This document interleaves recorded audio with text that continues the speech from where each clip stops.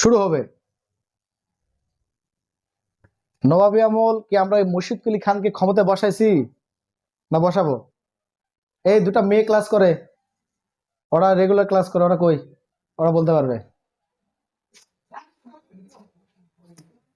এই কি ঘটনা ঘটল? নাইম, হুম, এই দুজন মেয়ে ক্লাস করে, ওরা কি আজকে নাই? এই বলেন, আপনি তো বলতে পারবেন। লাস্ট কথা কোথায় বলছিলাম?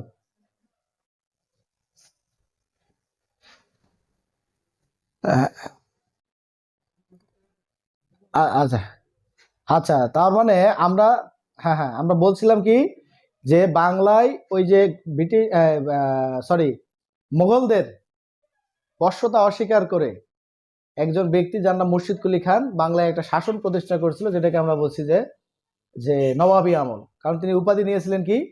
স্বাধীন নবাব। তাহলে বাংলার প্রথম স্বাধীন নবাবের নাম কি? মুর্শিদ কুলি খান। তার রাজধানী কোথায় ছিল? মুর্শিদাবাদ। এই তো। হ্যাঁ, এখন কথা হলো, দেখেন এই যে নবাব যে শাসনটা প্রতিষ্ঠিত হইলো, সেখানে মুর্শিদ কুলি খানের পরে তার পুত্র সুজা খান, তারপরে আলীবর্দী খান এবং তারপরে সিরাজউদ্দৌলা। এই যে চারজন ব্যক্তিকে আমরা পাচ্ছি যে বাংলার এই নবাবী শাসন তারা পরিচালনা করছিলেন। এখানে এসে আমরা জানি যে সর্বশেষ বাংলার নবাব ছিল হচ্ছে নবাব সিরাজউদ্দৌলা, তাই না? তো তাকে পরাজিত করে কে? British East India company.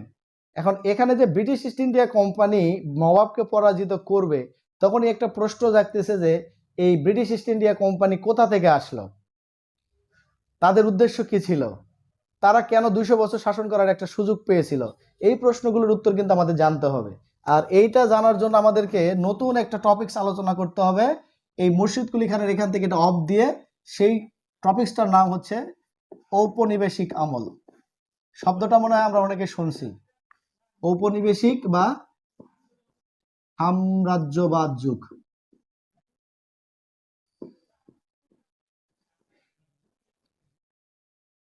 ঔপনিবেশিক বা কি সাম্রাজ্যবাদ যুগ।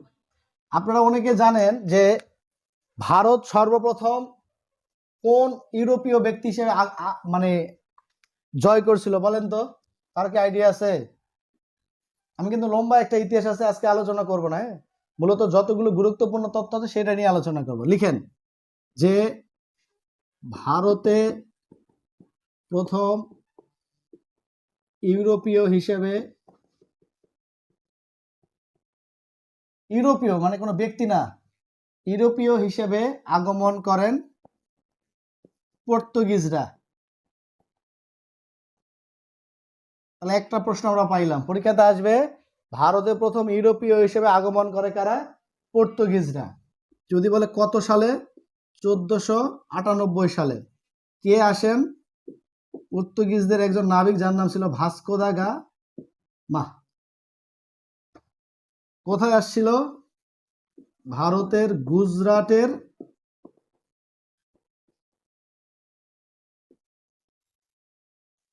কালিকট বন্দরে। এখান থেকে চারটা প্রশ্ন আমাদের জন্য গুরুত্বপূর্ণ। তাহলে ভারতে প্রথম ইউরোপীয় জাতি হিসেবে আগমন করেন কে? পর্তুগিজরা।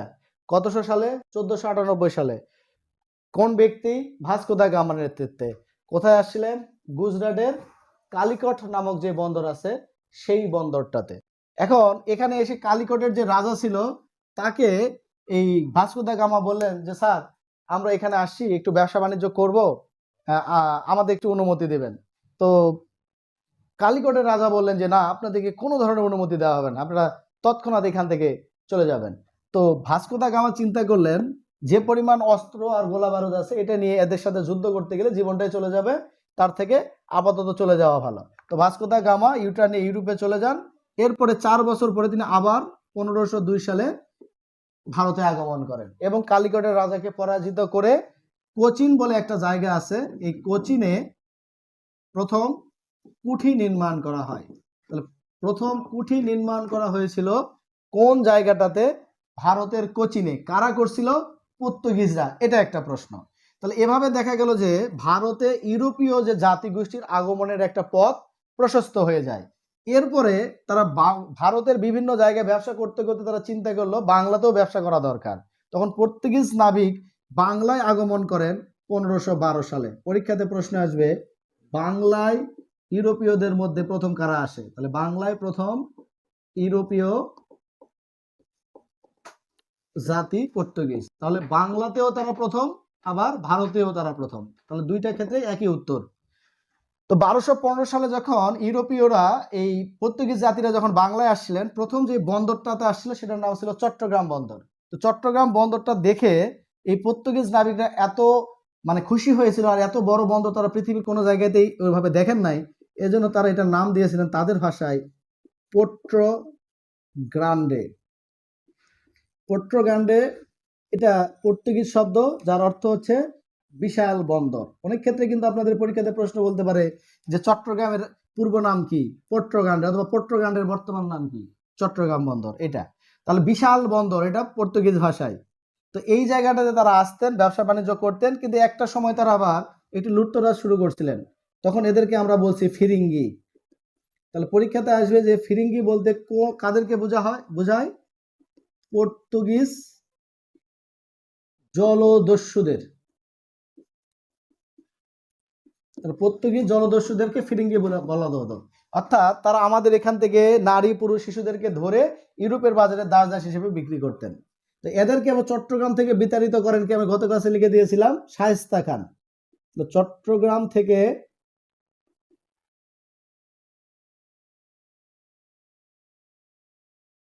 পর্তুগিজদের বিতাড়িত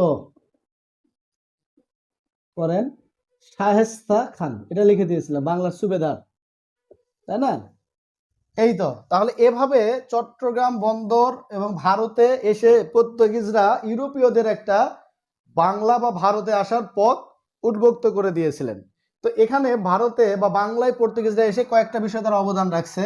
তার মধ্যে এক নম্বর হলো তারা বাংলা ব্যাকরণ প্রথম রচনা করেন। তাহলে বাংলা ব্যাকরণ প্রথম রচনা করেছিল কারা? পর্তুগিজরা। আপনারা বাংলা ভাইয়ের ক্লাসে জানছেন, সে ব্যক্তিটার নাম হচ্ছে ম্যানুয়াল দা আসনসাও। 1743 সালে পর্তুগালের রাজধানী লিসবন থেকে রোমান হরফে একটি ব্যাকরণ গ্রন্থ রচনা করেন। সেই গ্রন্থটার নাম ছিল ভোকাবুলারিও এম ইডিওমা বেনগিল্লাই পর্তুগিজ। তো এটি একটা রোমান হরফে ছিল আর কি, কিন্তু বাংলা ভাষায়, বাংলা ভাষার ব্যাকরণ, নোট বাংলা ভাষায়। তো সেই ব্যাকরণের যে শব্দগুলো আমাদের বাংলা ভাষায় প্রচলিত ছিল, সেগুলো তারা তাদের মতো করে কনভার্ট করে একটা ব্যাকরণ রচনা করেন। তাহলে বাংলা ব্যাকরণ রচনার প্রথম কৃতিত্বকার পর্তুগিজদের। দ্বিতীয়ত তারা আমাদেরকে হল্যান্ড থেকে এক জাতের আলু এনে দিয়েছিল, যেটাকে আমরা বলি হল্যান্ডের আলু। তাহলে হল্যান্ড থেকে তারা আমাদেরকে আলু আনে এই বাংলায়। তৃতীয়ত তারা আমাদেরকে রসগোল্লা তৈরি করার পদ্ধতি শিখিয়েছেন, যে কিভাবে রসগোল্লা তৈরি করতে হয়। তো দেখবেন একটা মুভি আছে ইন্ডিয়ান, রসগোল্লা নামে, ওখানে দেখলে এই কাহিনীটা আপনারা বুঝতে পারবেন। সর্বশেষ তারা আমাদেরকে জমিতে সেচ ব্যবস্থা দেওয়া শেখায়, যে কিভাবে জমিতে আইল পদ্ধতিতে সেচ দেওয়া যায়। অর্থাৎ তারা কৃষি, মানে সাহিত্য, ব্যাকরণ সবগুলোতে মানে একটা অবদান রাখছিল। সবশেষে তারা এখানে খ্রিস্টান ধর্ম প্রচার করার জন্য মিশনারিজ চালু করছিলেন। তো এরকম কাজগুলো আমাদের এই পর্তুগিজ সম্পর্কে আসতে পারে। তো পর্তুগিজরা যখন ভারত বা বাংলায় আসছে, তখন তাদের আরো যারা ইউরোপীয় মিত্র বা ইউরোপীয় প্রতিবেশী দেশ আছে, তারা কি ভারতে আসার চেষ্টা করবে না? অবশ্যই করবে। পর্তুগিজদেরকে দেখে ভারতে দ্বিতীয় কোন ইউরোপীয় জাতি আগমন করছিল, সেই প্রশ্নটা লিখেন। তাহলে আমরা এক নম্বরে যাকে পাইলাম, তারা হচ্ছে পর্তুগিজ। তারা এসে এখানে একটা কোম্পানি গঠন করলেন, যেটার নাম ছিল হচ্ছে Portuguese east India company. Portuguese east India company. দ্বিতীয় আরেকটা দেশ আসছিল, তারা ইতিহাসে ডাচ,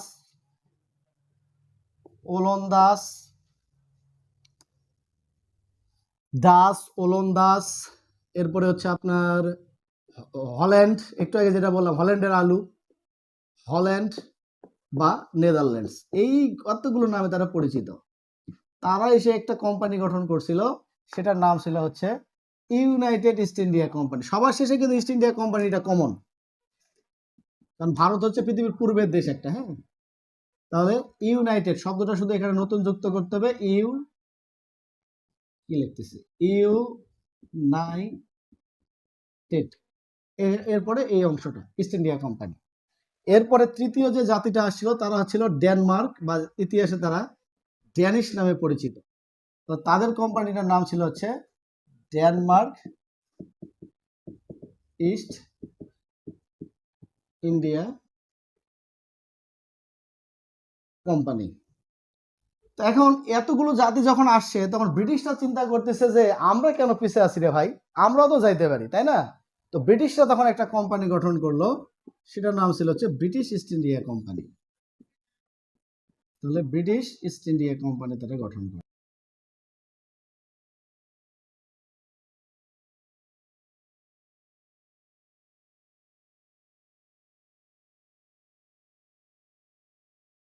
পরীক্ষাতে আসবে কত সালে?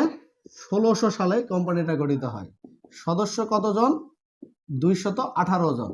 218 জন সদস্য নিয়ে 1600 সালে একটা কোম্পানি গঠিত হয় ব্রিটিশ ইস্ট ইন্ডিয়া কোম্পানি নামে।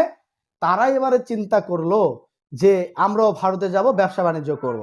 কিন্তু তাদের মধ্যে থেকে যারা একটু দূরদর্শী সম্পন্ন ব্যক্তি, তারা চিন্তা করলেন, দেখো রে ভাই, পর্তুগিজরা 1498 সালে ভারতে গেছে, অর্থাৎ অলরেডি 100 বছর এটা অতিক্রম করছে। এখন 100 বছর থেকে যারা ব্যবসা করতেছে তাদের সাথে হঠাৎ করে গিয়ে আমরা পেরে উঠবো? তাদের কতটুকু মূলধন, কতগুলো নৌকা জাহাজ, হ্যাঁ, তারা কতটা পণ্য নিয়ে গিয়ে এখানে ব্যবসা বাণিজ্য করতেছে, কোন ধরনের বাজার মার্কেট সার্ভে করা ছাড়া আমরা কিভাবে ব্যবসা করব?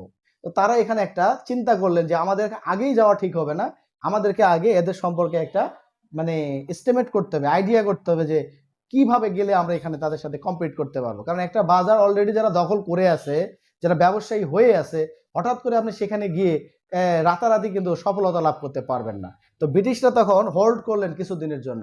তারা দেখলেন পর্তুগিজ, ডাচ বা ড্যানিশদের যে পরিমাণ মূলধন, যে পরিমাণ জাহাজ, যে পরিমাণ পণ্য, তারা তার থেকে অনেক কম সম্পন্ন মূলধন নিয়ে রওনা করতে চাচ্ছিলেন।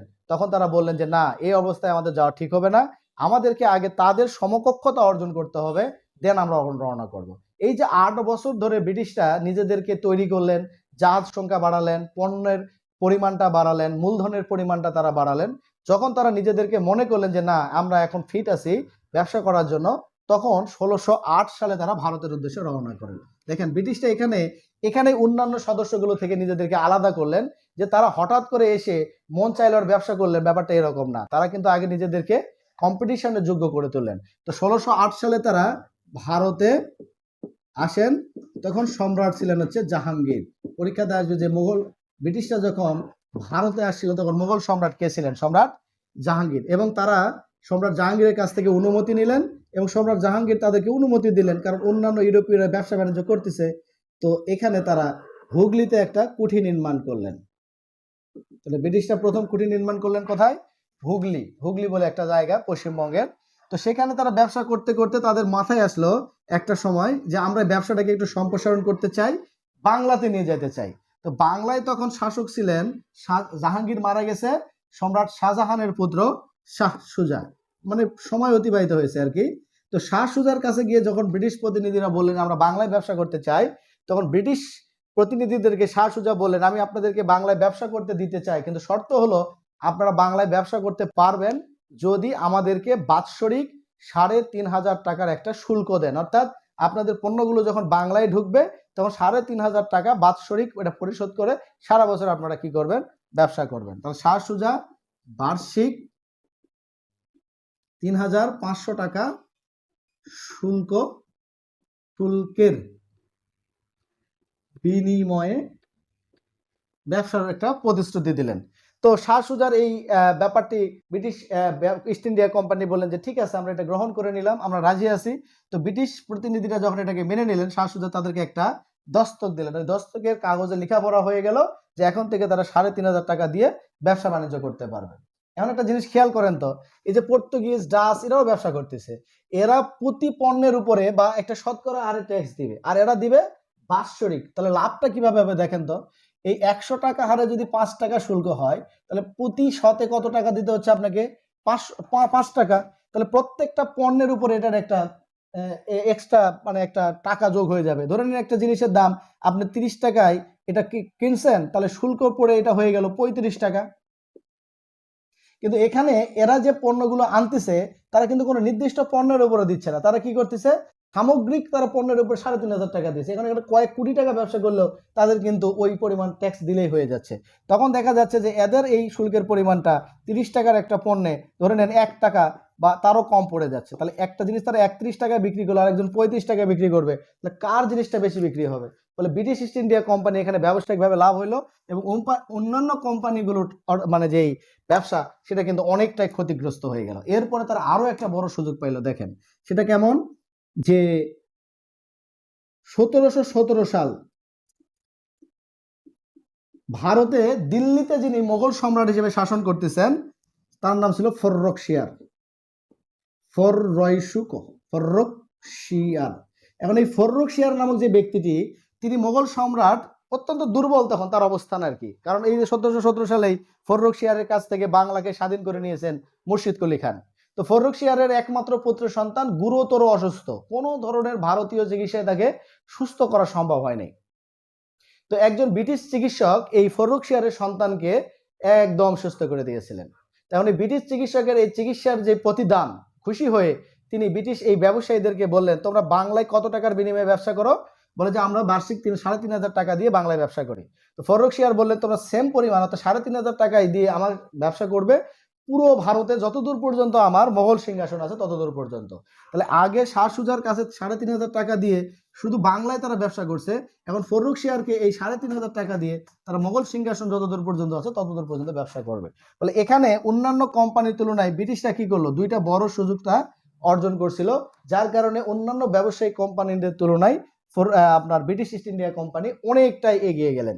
সর্বশেষ এই অঞ্চলে যারা ব্যবসা করতে আসছিল তারা হলো ফরাসি। তাহলে ফরাসিরা কি করছিল, সর্বশেষ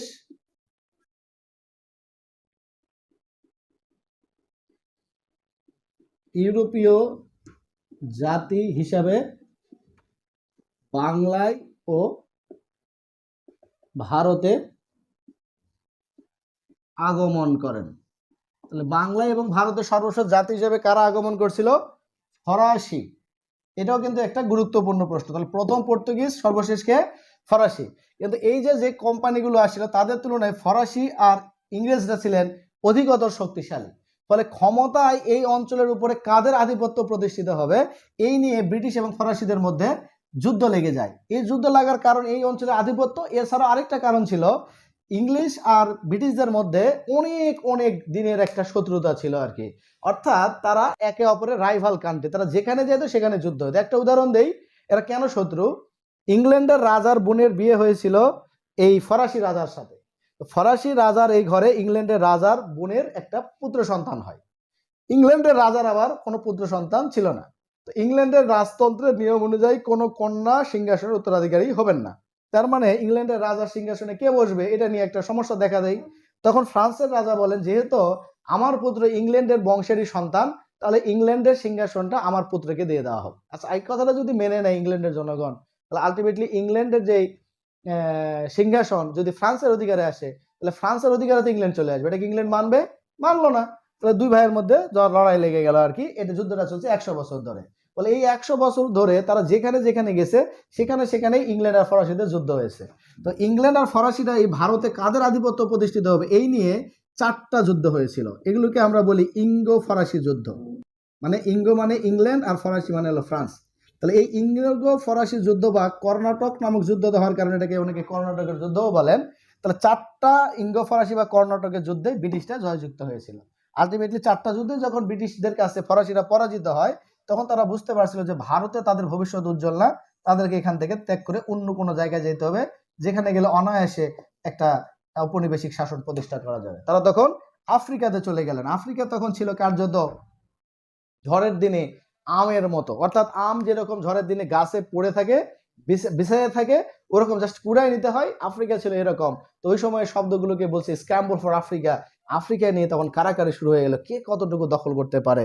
তো আফ্রিকাকে তখন এই ফরাসিরা অনেকটা অংশ দখল করে নিয়েছিল। আজকে দেখবেন দক্ষিণ আফ্রিকার অনেকগুলো ক্রিকেটার আছে সাদা চামড়ার। এই আফ্রিকাতে ফরাসিরা 392 বছর ধরে অর্থাৎ শ্বেতাঙ্গ শাসন চলছিল। মানে অনেক দিন ধরে তারা চলে।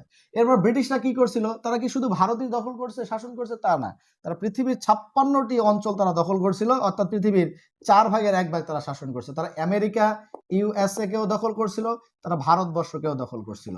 অর্থাৎ তাদের সূর্য কখনো কি যাইতো না, অস্তমিত যাইতো না, এত বিশাল বিস্তীর্ণ একটা অঞ্চল তারা শাসন করছে।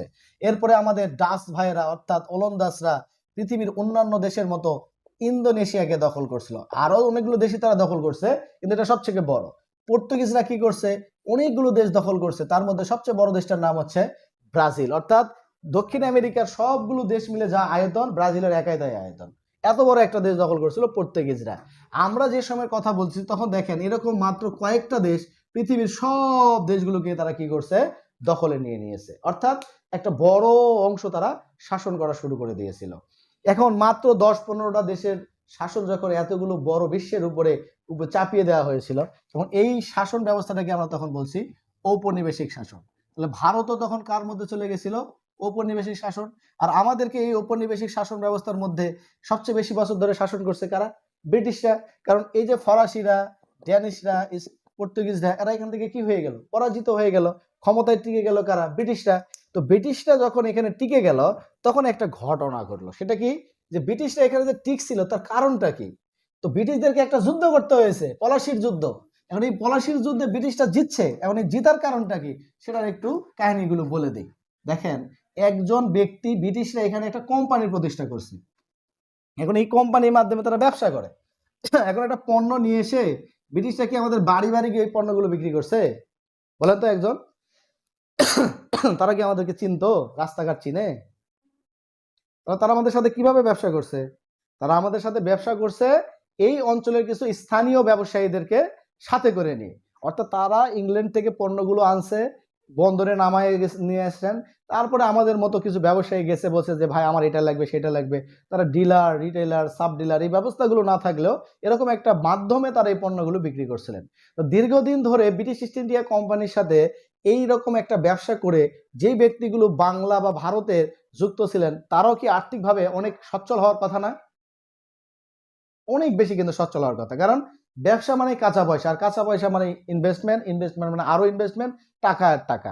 ফলে এই বাংলায় যে সব ব্যক্তিগুলো ইস্ট ইন্ডিয়া কোম্পানির সাথে ব্যবসা বাণিজ্য করে প্রচুর পরিমাণ কাঁচা পয়সার মালিক হয়েছিল, নগদ অর্থের। একটা জিনিস খেয়াল করবেন, যখন একটা মানুষ যখন প্রচুর পরিমাণে টাকার মালিক হয়, তার কাছে লিকুইড অর্থের পরিমাণ অনেক বেড়ে যায়, ক্ষমতা তখন তার দরকার হয়ে পড়ে। অর্থাৎ এই ব্যাপারগুলোকে নিয়ন্ত্রণ করার জন্য, যেন রাষ্ট্র বা কোনো শক্তি তাকে যেন কোনো কিছু করতে না পারে, তখন সে রাজনীতিতে যোগদান করতে চায়। পৃথিবীর যত বড় বড় রাষ্ট্রনায়ক আছে, তারা দেখবেন কোনো না কোনো একটা ব্যবসায়িক গোষ্ঠীকে তার নিয়ন্ত্রণে রাখে, এবং ওই ব্যবসায়ী গোষ্ঠীগুলো ওই সরকার থেকে টিকিয়ে রাখার জন্য একটা সর্বাত্মক চেষ্টা করে। উদাহরণ দেই, আমাদের পতিত যে সরকার, সেই সরকারের কিন্তু একজন বড় ব্যবসায়ী সবসময় কাছে থাকতেন, সালমান এফ রহমান, বেক্সিমকো গ্রুপের মালিক। আপনারা খেয়াল করবেন। এছাড়াও আরো অনেকগুলো কোম্পানি ছিল সরকারের কাছাকাছি, কিন্তু এটা ছিল এক নাম্বার। দ্বিতীয়ত যদি আপনি ভারতের দিকে তাকান, আদানি গ্রুপ, তিনিও কিন্তু নরেন্দ্র মোদীর একটা ডান হাত। অর্থাৎ এইরকম ব্যবসায়ী গোষ্ঠীগুলো কি করে, একটা সরকারকে টিকিয়ে রাখে। সরকারের দরকার এরকম একটা ব্যবসায়ী গোষ্ঠী, আর ব্যবসায়ীদের দরকার এরকম তার একটা লেজুর ভিত্তিক সরকার, যারা তাদের বিনা মানে মানে অনেকভাবে ঋণ দিবেন, সে ঋণের কোনো হিসাব থাকবে না, একটা ঋণ খিলাপি হয়ে যাবে, সেই ঋণ খিলাপি মাফ করে দেওয়া হবে, কালো টাকার ঝনঝনানি হবে, কর ফাঁকি করবে, এ বিষয়ে কোনো ধরনের কোনো হস্তক্ষেপ হবে না। এগুলোই কিন্তু চলে। তো এগুলো বর্তমান প্রেক্ষাপট যেরকম, পূর্বের প্রেক্ষাপটটাও তেমন ছিল। ইস্ট ইন্ডিয়া কোম্পানিদের সাথে যারা বাণিজ্য করছিলেন, যাদের কাছে প্রচুর পরিমাণে টাকা হয়েছিল, তারা তখন রাজনীতিতে নামার একটা চিন্তা ভাবনা করেন, ক্ষমতা দখলের একটা চিন্তা ভাবনা করেন।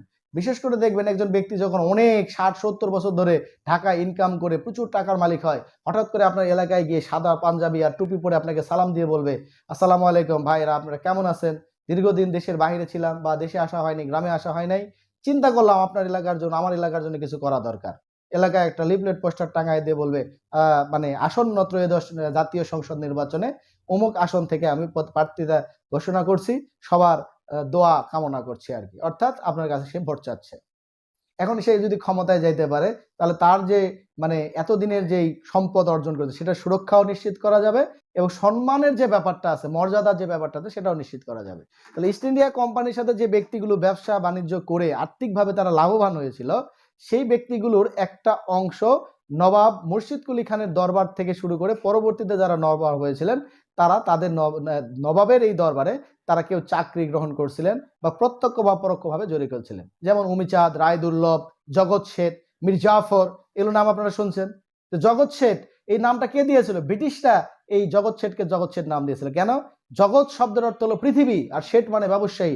জগৎ শেঠ ছিল পৃথিবীর ব্যবসায়ী, অর্থাৎ অনেক অনেক টাকা পয়সার মালিক হয়েছিল। কথিত আছে জগৎ শেঠ তখন বিশ্ব ব্যাংক তাকে বলা হতো আর কি, অর্থাৎ বিশ্বের ব্যাংকের মতো টাকা পয়সা তার কাছে ছিল। এবং উমিচাঁদ, রায়দুর্লভ এরা প্রত্যেকেই ছিল একটা বড় বড় অঞ্চলের প্রতিনিধিত্বকারী, ব্যবসা বাণিজ্য তাদের হাতে ছিল। এখন এই যে নবাব বাংলায় শাসন করতেছে, কোনো কারণে যদি ইস্ট ইন্ডিয়া কোম্পানির সাথে নবাবের দ্বন্দ্ব বাধে, তাহলে কার্যত এই নবাবের দরবারে যে ব্যক্তিগুলো আছে তারা নবাবকে সমর্থন করবে না ইস্ট ইন্ডিয়া কোম্পানিকে সমর্থন করবে? এই লাখ টাকার প্রশ্নের উত্তরটা আগে দেন।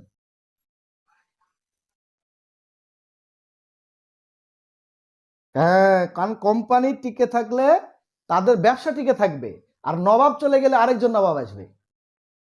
নবাব গেলে তো সমস্যা নাই, তাই না? এই তো একটা ব্যাপার। তো দেখা গেল যে ইস্ট ইন্ডিয়া কোম্পানি যখন দেখলো যে নবাব সিরাজউদ্দৌলা সিংহাসনে বসে, তখনও তাদের মধ্যে দ্বন্দ্ব দেখা দেয় নাই। দ্বন্দ্বটা দেখা দিল একটু পরে। ইস্ট ইন্ডিয়া কোম্পানিকে যে ৩,০০০ টাকার শুল্কের বিনিময়ে, ৩,৫০০ টাকার শুল্কের বিনিময়ে ব্যবসা করার অনুমতি দেওয়া হয়েছিল, সেটা তারা কোম্পানির নামের ব্যবসা তো করতো, পাশাপাশি এই কাগজটা অর্থাৎ দস্তক নামক যে কাগজটাকে বলতেছি, এই দস্তকের অপব্যবহার করা শুরু করলো। কিভাবে? আচ্ছা, আপনি একটা কোম্পানিতে বা একটা জায়গায় আপনি চাকরি করতেই পারেন। ধরুন আপনি একটা পরিবহন সেক্টরে চাকরি করেন, এসএ পরিবহন। মানে এসএ পরিবহন আপনাকে একটা কাগজ দিয়েছে, এই কার্ড দেখালে আপনি এসএ পরিবহনের বা বাংলাদেশের যে কোনো গাড়িতেই চলাচল করতে পারবেন, এটা বেয়ার করবে এসএ পরিবহন, কোনো টাকা পয়সা আপনাকে দিতে হবে না। তাহলে এটা আপনার জন্য একটা সুবিধা। আর আপনি চিন্তা করলেন আমার ভাইটাও প্রায় ঢাকায় আসে, বিভিন্ন জায়গায় যায়, বা আমার আত্মীয় স্বজনের মধ্যে এই কার্ডটা যদি আমি একটু নকল করে বিতরণ করে দিতে পারি ওদেরকে, তাহলে ওরাও কি করতে পারবে? এই কার্ড দেখায় ফ্রিতে যেতে পারবে।